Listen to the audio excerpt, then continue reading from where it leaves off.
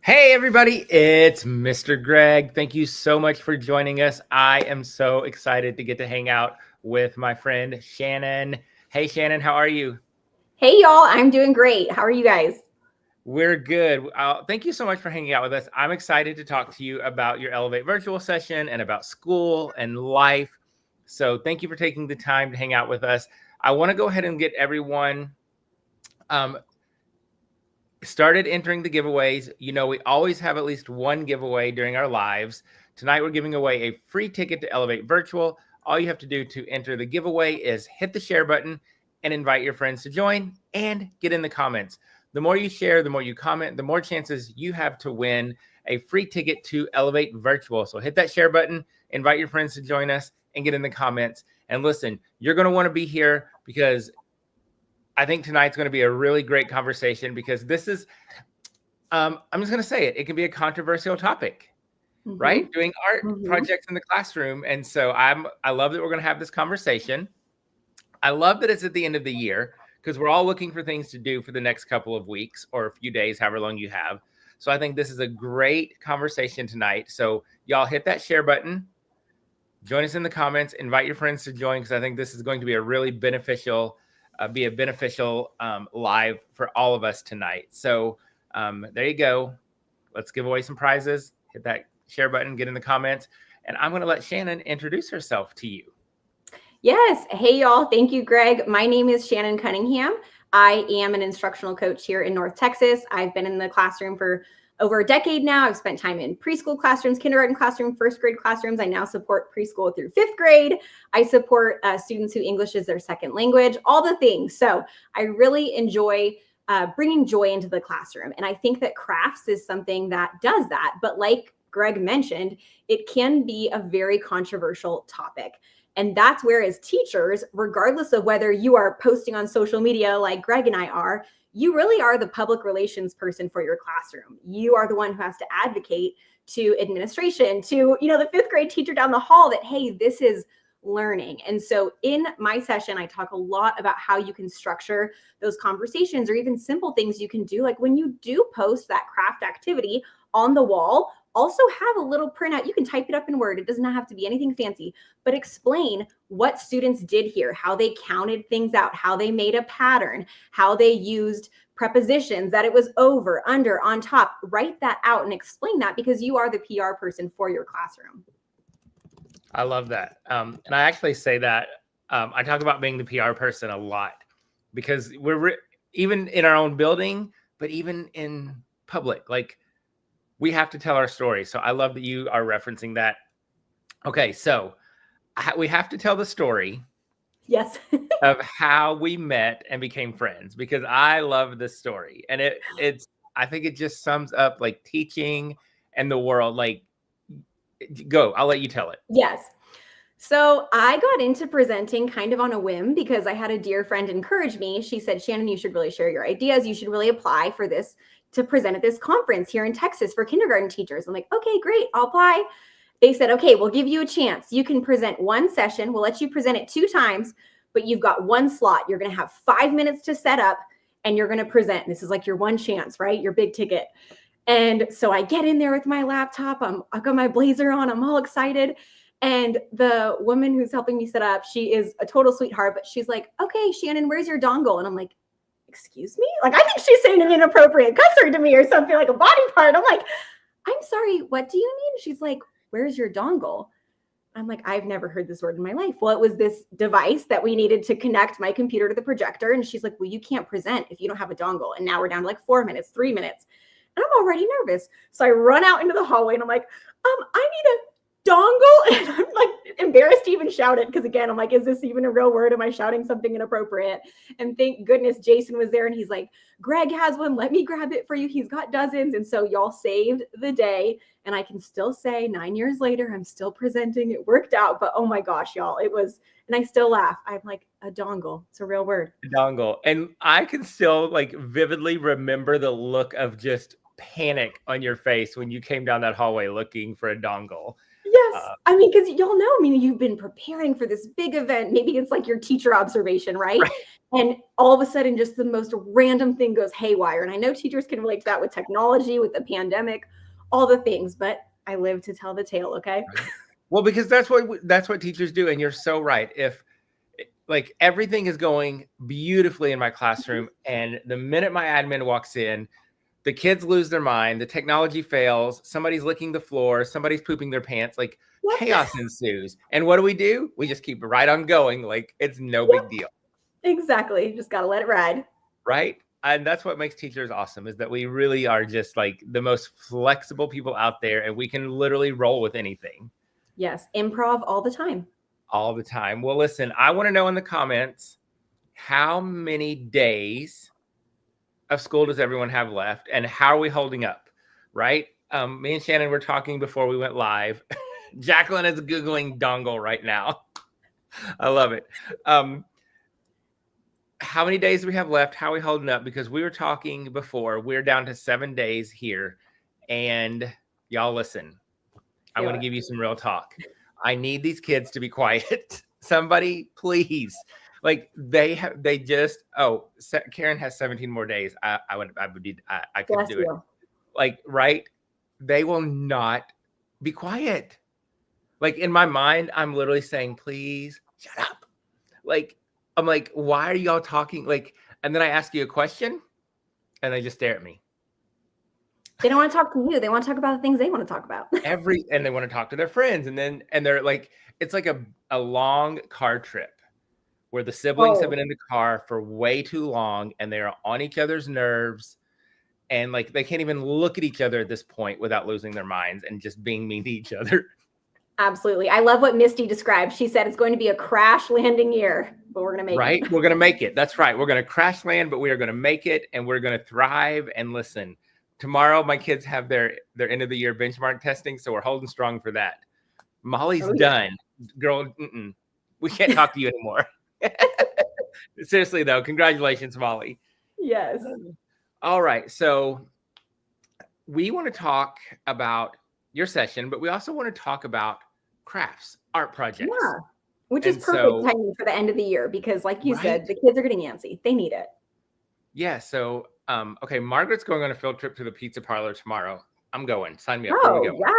I want some pizza. How fun is that? But yeah, I think you're absolutely right. The end of the year, we're all, down to just weeks, days. We're looking for things to do. So tell us, Shannon, why are crafts and art projects such a good thing in our classroom? Yeah. So, I mean, just thinking about your students, I know a lot of teachers, myself, I know Greg, we support a lot of students who are English language learners. And the beautiful thing about crafts is it allows students to express themselves in ways that goes beyond their words, and it's able to bring more meaning and more depth. And I saw that especially my first year of teaching, when I would do crafts or STEM projects, and I had students who could really only communicate 1 or 2 words to me in English, but when I saw those crafts, I could really see their mind at work. And so as a teacher, it allows you really inside of their little minds. And so with that, we want to make sure we give them that opportunity. And so one little thing I will show y'all too, because I know teachers are always looking for ways to build students' fine motor skills. So again, on top of language, it's also going to benefit their fine motor, which, can I get an amen if your kids need work with fine motor? So one little tip I'll show y'all, because I know many teachers are packing up their classrooms right now. Sometimes it's like, we're not going to do this activity because it's in the cupboards, okay? And Miss Cunningham doesn't want to get that out right now. I have packed up this whole room. Maybe you don't want to get out the paintbrushes. Well, if you have clothespins and you want to get a little cotton ball, that can actually also work as a paintbrush, and it can make beautiful flowers or bushes. So that could be a fun little thing you do at the end of the year. We also can have that 1-to-1 correspondence for math, and you can have them count, right? And they have to say 1, 2. If you have those kids who count items like 1, 2, 3, 4, 5, 6, that's where art can come in handy, because you tell them, oh my goodness, friends, your mouth and your voice can only turn on when your paintbrush or, your little cotton ball touches the paper. Ready? So 1, keep quiet. Two, so it also can support those math skills. There's really so much you can do just with this little cotton ball and this And little I'm clothing thinking, right here. like, we're working right now on addition and subtraction. And so, like, you could easily use two of those with two different colors of paint, and the kids could do addition with that, right? And make equations. Yeah. Or use it, like, you could tell a story problem and they could, you know, create the story problem with that. And literally, all it took was a clothespin and a cotton ball. Yeah, and I think that's what you'll find in this session is I share a lot of things that are simple, and then there's some more crafts that are more involved, but I want you to see how easy it is to embed these little tiny, what do they call them, 1-degree changes into what's already existing in your classroom. And I love that you brought up the addition, because this is another fun one. So if you have, you know, little, and I'm sorry if this is mirrored, y'all, give me grace, but if you have a little math sentence, I also, again, for that fine motor skills, for that grip, I will show kids how to safely use the hole puncher. Don't do this with a subtraction problem, only with addition, but they can then 1, 2, and then the 1, 2, 3. And you guys know how excited kids get to use this. Oh my gosh. Like out of their mind, okay? They will do this math station all day. And so then they can go ahead and count it up and write the total. So just simple things. I love that. Well, listen, you know, I love doing art in the classroom. We do at least 2 art projects, sometimes 3 a week. And we get a lot of pushback on social media about the time. Like, oh, we don't have time in our schedule. How do you fit this in? How do you make it work? And so I think it's important that we can talk, we can, you know, we can get into all of that. But I love what you're saying about it. You know, it's a 1-degree change. It's a different way to get our kids to respond, especially for our EL students, but also it's fun. Yeah. And the kids are engaged, and that's half the battle. Yes, right. And the research is clear. There's plenty of research out there that talks about the importance of art in the classroom. And so we make the time. We just drop stuff and make time for it. And one of the things that I love the most when we're doing this is the conversation, right? Because we're talking. I'm talking about the art project. The kids are talking about it. We're doing it together. And so we're building that language that our kids, all of our kids, so desperately need. Yes, absolutely. Like you said, the prepositions, also even those transition words, right? Of first, next. And so encourage your kids and tell administration, hey, we're working on this project. Can you come by and ask them to verbalize and explain their steps, and encourage them to use those transition words, to use that vocabulary. And so, yeah, they're building their language with that too. And I love what you just said. Encourage your admin to come in, invite them in, because here's the thing. Because I think when an admin walks down the hallway and sees an art project up in the hallway, or they walk by and glance in the door, they don't know what's actually happening, right? And so I think, and then I think we also are scared. We're like, oh, I don't want them to come in. But I think what you just said is a game changer. Invite them in. Mm-hmm. Let them be involved, get them to talk to the kids, and let them see just how much learning is happening. Yes. And again, that's where I say, like, you are the PR person. So that is where on the wall next to the butterflies or whatever it is that you created, make sure you have, and like I said, y'all, doesn't have to be fancy. You can type it up in Microsoft Word. You can get a Sharpie and a construction paper. I know everything has to be Instagram perfect these days, but it doesn't have to be. And write down what skills the students worked on as they made that craft. And I think that's something I talk about a lot in this session, is moving from the mindset of, oh, the craft is the reward for doing your work. Okay, you did your work. All right, yeah, go ahead, work on the craft. No, but we're actually going to start with that. We're going to have purposeful learning going on while you're creating the craft. And then I won't talk about it too much. I'll leave it for the session, but I talk a lot about how you can use those crafts to support retelling of stories and building language. There you go. All right, so listen, we've already gotten some great ideas. The cotton ball and the clothespin idea is happening in my classroom. I see Molly said she is doing the hole punch math idea next week. So we've already got ideas that we can implement in our classroom immediately. That's what Shannon is giving us tonight, and that's what she's going to give us at her Elevate virtual session. If you want more amazing ideas from Shannon, and if you want resources and strategies and language to talk to your admin, to explain all how art projects are helping in the classroom, this is the session for you. Get registered for Elevate Virtual. When you get registered, you're going to click the links here in the comments and the description. You're going to use the code Shannon. That's going to save you an extra 25%. So instead of $100, you're going to get registered for $80. That gets you 90 days on-demand virtual access to 36 sessions, including 4 keynotes, hundreds of dollars of free materials to download for your classroom. You're going to get a certificate of contact for 36 hours, over $10,000 in prizes. And the great thing about a virtual conference is you can access the content anytime, anywhere for 90 days from June 1st through August 31st. You can access it on your laptop, your tablet, and your phone, because we now have an app. So we've made it incredibly easy for you to access this content. So click the links, get registered, use the code Shannon to save an extra 25% off. That'll get you registered for $80. So Regina wants to know, do you recommend a specific hole punch? I'm a Dollar Tree girl through and through. There you go. Well, I mean, and honestly, they come like padded sometimes. So that's really nice. But yeah, I'm a Dollar Tree girl. And speaking of Dollar Tree, another fun little craft tip I will tell y'all, because I know we're kind of thinking about end of year projects and we talked about that. But I also know a lot of teachers, if you are a planner, you're also, daydreaming about next year and what's going to maybe look different in your classroom next year. But same thing, you can find these at Dollar Tree or in the area of Walmart, I think in the craft section. They have these plain dice. And so another way you can get your kids invested, we do talk about crafts for kids to make, but also crafts for them to make to be a part of your classroom. So maybe instead of the regular dice, you have kids help create dice, right? So mine, of course, would be pink. Maybe I'd add some glitter to it. And so I would have my dice, and y'all, the kids are like, I'm going to use Greg's dice. And they're so excited, right? When they go to that station, because they got to be a part of making it. I love that idea. Like, how fun is that? Like, letting them create dice and then you use them all year. Like, and it just ups the engagement. So you got that art piece in there, but then you also now have a tool that you can use all year long. I'm so using that idea. Yes, and our kids deserve to be a part of the classroom, right? Don't get me wrong. There's totally pink in my classroom and I am reflected in that classroom, but also just for our kids to be a part of making it. Yeah, I love that.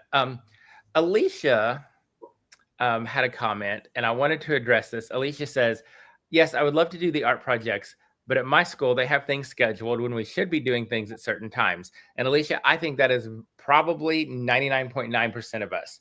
We have that too. We have a schedule that's created by admin. We're to adhere to that schedule. We have a pacing guide. We're to adhere to that.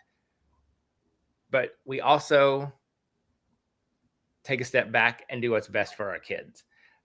But another way you can address that, Alicia, is take a lesson that you're supposed to be doing at a certain time with your curriculum and turn it into an art project. And here's an example of that. So in our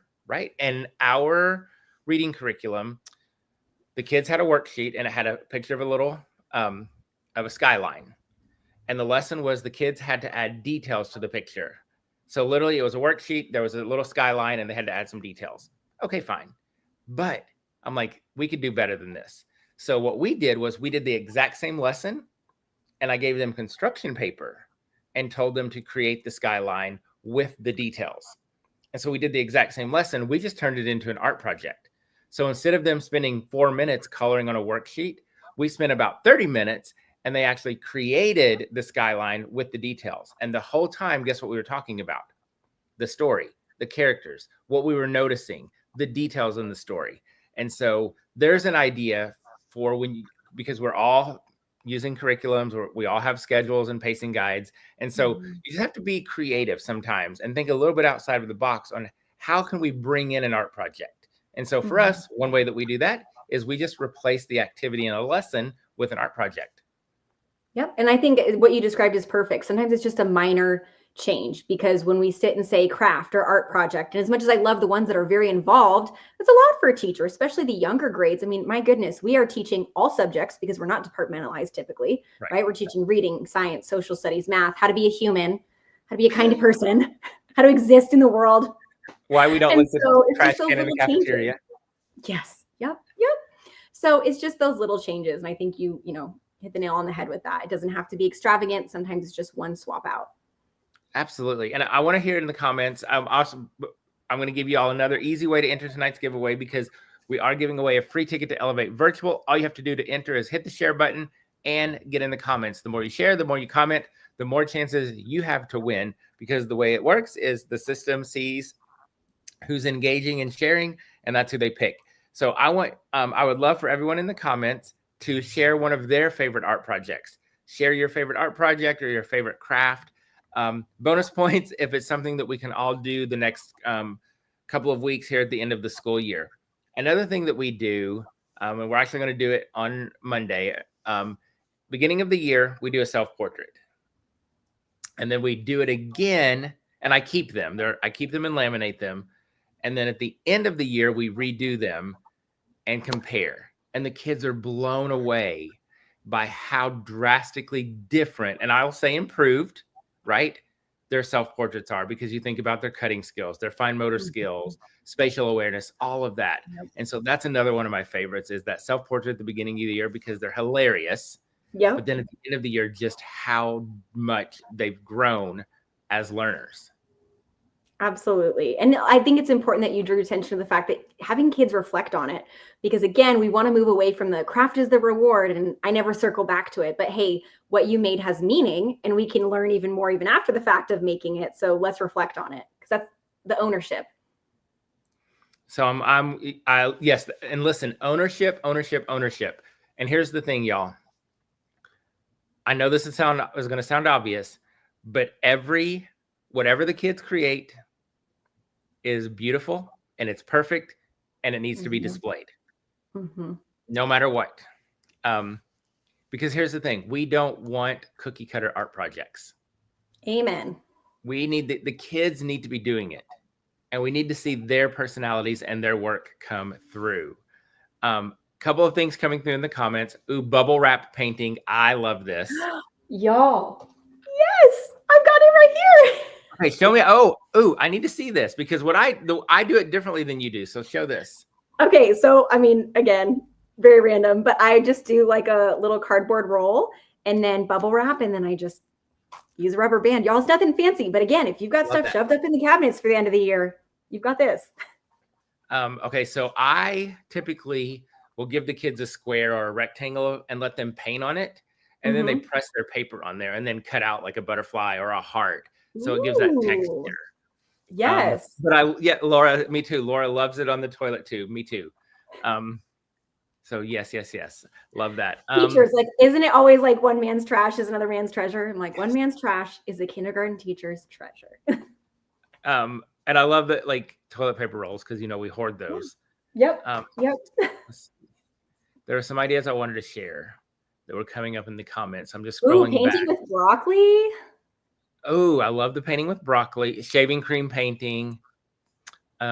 Shelby, I want to hear more details about the painting with broccoli. I love that. Make a grouchy ladybug and then talk about things that make you feel grouchy. I like that. And I think that's a great one. We do, at the beginning of the year, we do a family project. And we read a book called My Daddy Snores. And we talk about how our family irritates us. And I think the grouchy ladybug would be a great tie-in, right? You could tie in that art project. I love that. That is so fun. Ooh, paint rices with celery. Zoo maps. Ooh, yes, absolutely. That's a great way to tie in social studies. We talk about that, right? The maps, creating the community. Yes. Self-portraits. Casey, sorry. Tissue paper squares, so that the kids can glue the tissue paper squares onto different pictures like butterflies, and they spray water all over it and it bleeds onto the paper. I love that. And you can wipe it off and it leaves the colors. Love that. Of course, we do a lot of fine motor. The kids, like, even just simply squeezing that spray bottle, it's fine motor. We did. The kids used regular Crayola markers. They colored on aluminum foil. And then they sprayed it with a squirt bottle and put their paper on it and rubbed it, and it made like a tie-dye effect. That's awesome. I need to try that one with Walker. For those of y'all who don't know, I've got a 2.5-year-old, and he is a busybody. So, and we all know idle hands, the devil's workshop. So we got to keep him busy. So a lot of these crafts we get to do with him. So that's what I'm going to try with him. I love it. Marble painting listen, if you do marble painting, here's a way to pull in science. You can get magnetic marbles and magnetic wands. And so one kid holds the box. The other kid puts the marble in. You've got the paint in the box and the paper. And they use their magnetic wand and they can drag the magnetic marble around. And so it's a science kind of marble painting. I love that. That's awesome. Molly says, because I have to teach a specific curriculum, I'll be looking for art projects to work into the weekly book for next year. Yes. And I think probably, I'm going to guess, but probably a lot of what Shannon is going to share could probably be adapted. Yes, absolutely. Yes. A lot of what we talk about with the retelling could be done generally for any story. So absolutely, you will leave with something, I promise. And like I said, sometimes it's just those 1 degree changes, and the beauty of those tiny little changes is that they can be applied to any lesson you're doing. There was another one. Oh, there's a good question. Do you have any favorite famous artists that you teach? I mean, it's kind of been touched on, right? But the Grouchy Ladybug, I love to talk about Eric Carle and just the art that he uses. One book that my son reads all the time is called Ralph. It's a very unique book, but it's one, I think it's Lois Ehlert. But anyway, she uses for the dog's nose, I believe it's a soda can top. And so just using those, I particularly like to use books if I'm going to talk about, the art and the illustrations, because I show the kids how the pictures also bring meaning to the story, and how unique, right? That she saw a dog's nose in a soda can top. I like that. One year we had a Chihuly exhibit. Chihuly is the glass sculptures. So he had an exhibit at our botanical gardens, and we took our kindergartners and they loved it. And so we actually did our own Chihuly project. So the kids colored coffee filters with regular markers, and then we put them around a styrofoam bowl with a rubber band, and I sprayed them with starch, like laundry starch, for days, and just sprayed and let them dry, sprayed and let them dry. And then once I had thought I'd had enough starch, we took the rubber band off, we popped the bowl out, and they had their own Chihuly-like sculpture. That's so clever with the starch. I wouldn't have thought about that. I need to try that. Yeah, the starch is just, and I think I don't even know how many cans, but I just kept spraying because I'm like, I don't know how much. But yeah, it got really hard. And so they had these really cool sculptures created, kind of inspired by Chihuly. That's awesome. I love that. I did see somebody asked if they could be adapted and modified for students with learning disabilities. I absolutely think they could. Again, I think as the teacher, you're the driver of that. But again, it would support language, and something I will just as an observer, right? I'm not a speech language pathologist, but what do we often see speech language pathologists working on, right? I see a lot of them doing the crafts because they're able to, again, use those transition words, talk about steps. I think it also can really help build students' metacognition because they're having to think about the plan, right? Right now, I am coloring my coffee filter. What is my next step? My next step is I need to spray the coffee filter with water. They're really having to think about that. And again, that's you as a teacher leading the conversation as they do the craft. It's not, all right, here you go work. But all right, boys and girls, this is what we're doing. These are the conversations I want to hear as I'm walking around, seeing you work. This is what I want to hear you saying to your neighbor. This is what I want to hear you describing. I like that. Well, listen, y'all, we have a couple of minutes left. So I want to give you one more chance to enter tonight's giveaway. Somebody is going to win a free ticket to Elevate Virtual. All you have to do to enter is hit the share button and get in the comments. The more you share, the more you comment, the more chances you have to win a free ticket to Elevate Virtual. And Casey makes a good point. Arts and crafts are also good for working on words and placement, right? Vocabulary, huge for our kids. And so, especially if you're thinking about art projects that are tied to stories, like as you're working, because the way we do it in our classroom is we call it a joint productive activity. And so I'm doing it with the kids. So we're all doing it together. And the whole time we're talking about the art project. And if it's tied to a story, we're talking about the book. And when we're doing that, we're, like you said, we've got those transition words, the sequence words, but we're also pulling in the vocabulary from the story. And so we've learned the vocabulary and now we're using it in our conversation. Absolutely.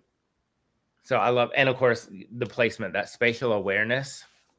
Yes. Well, sometimes. Somebody draw a family picture and all of a sudden mom's that big and you're like, cool. Or they're like, look, I drew you. And it's like a head and wheels. And I'm like, oh, Wheels. I love it. I have wheels. And like directed drawings. One of the things I've noticed over the years is we do a lot of directed drawings. My kids always love them. What I have found is if I do it on a regular piece of paper with them, they tend to make their pictures too little. So when we do directed drawings, a lot of times I'll do it on the chart paper. So like mine is very big. And so I will see that helps with their spatial awareness. That's to see me almost exaggerating it and then them doing it has helped a lot. Yeah, that's a great idea. All right. I'm looking to see if there are any other comments. Lori says that she loves when her SLP comes in and works with kids with the activities in class rather than just pulling them out. I love that. Yeah. All right. All right, y'all. Here we go. We're going to we're going to choose a winner. Somebody's about to win a free ticket to Elevate Virtual. If you are the winner, you will simply send an email to crystal@elevateyourclassroom.com. crystal@elevateyourclassroom.com. And Crystal will take care of your ticket. And so tonight's winner is... Who's it going to be? Okay. Y'all can't see this. I want to see if it'll let me share my screen really fast. Does it say it's you? No, even better. Let's see. Can y'all see that? Redo. Sorry, Elevate, you can't win. All right, let's try this again. You're busy hosting, so I love that.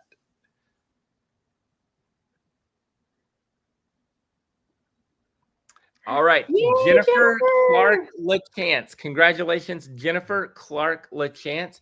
You have won a free ticket to Elevate Virtual. All you need to do to claim your prize is send an email to crystal@elevateyourclassroom.com and she will take care of you. Again, Jennifer LaChance. Congratulations. You've won a free ticket to Elevate Virtual. Send an email to crystal@elevateyourclassroom.com. Everyone else, if you haven't yet registered for Elevate Virtual, you need to do it now because we're almost to June 1st, which is mind-blowing. So registration will close. You're all going to be real mad. You're going to have FOMO. The price does go up at the on June 1st. And if you register right now using the links in the comments and the description and use the code Shannon, you can save an extra 25%, which means you can register for only $80. That gets you 90 days virtual on-demand access to Elevate Virtual from June 1st to August 31st, 36 sessions, including 4 keynotes, over $500 in free materials to download and use in your classroom, $10,000 in prizes to give away, a certificate of contact for 36 hours. We have an app so you can literally watch the content anytime, anywhere, as much as you want for the 90 days. You can rewind, fast forward. You can literally watch at 3 a.m. in your bathrobe with a margarita. And so much more. Click the links, get registered, and we will... Sorry, I was reading the comments. And we can't wait to see you all virtually. Shannon, it was so good to see you. It was so good to see you too. And I'm glad that I was able to show up, even didn't have to stress about a dongle. No dongle problem. To be here. Yes. And I hope that you guys sign up for Elevate Virtual. Again, one thing that you'll find is that it's really about bringing joy into the classroom. And as we've talked about tonight, you are the PR person for your classroom, for your school, regardless of whether you're sharing online or not. And so I think that you will have all your tools in your arsenal when you leave this conference. That's right. And the great thing about it is all of our presenters are currently active in schools and classrooms. And Casey says we need to be friends if we're drinking margaritas at 3 a.m. in our bathrobes, right? That's a whole special group of us. All of our presenters are currently active in schools and classrooms, and every idea and strategy and resource is meant to be implemented immediately. Mm-hmm. Just like the ideas that Shannon gave us tonight, Elevate is packed full of content that you can use in your classroom immediately. And that is by design. That is intentional, that it's real, it's simple, and it's actually usable material. Mm-hmm. So there you go. So click the links, get registered, use the code Shannon to save an extra 25% off your ticket. Get registered. Now the links to register are in the comments and the description. Shannon, I'll see you Yes, right. I'm going to see you in Nashville soon. Yes. So And you can maybe also some of you guys as well. You can also join us at Elevate in person in Nashville, Austin, and St. Paul. So we hope to see you all virtually and in person this summer at Elevate. Good to see you, Shannon. Thank you. Thank you to all of you for joining us. Have a great rest of your evening. I will be back live at 8 o'clock Central Time with our friend Kelly Threadgill from Math Stackers. This is going to be a good one. I can't wait. So I hope to see you all back here at 8 o'clock Central Time. Have a great night, and I'll see you soon. Bye, everybody.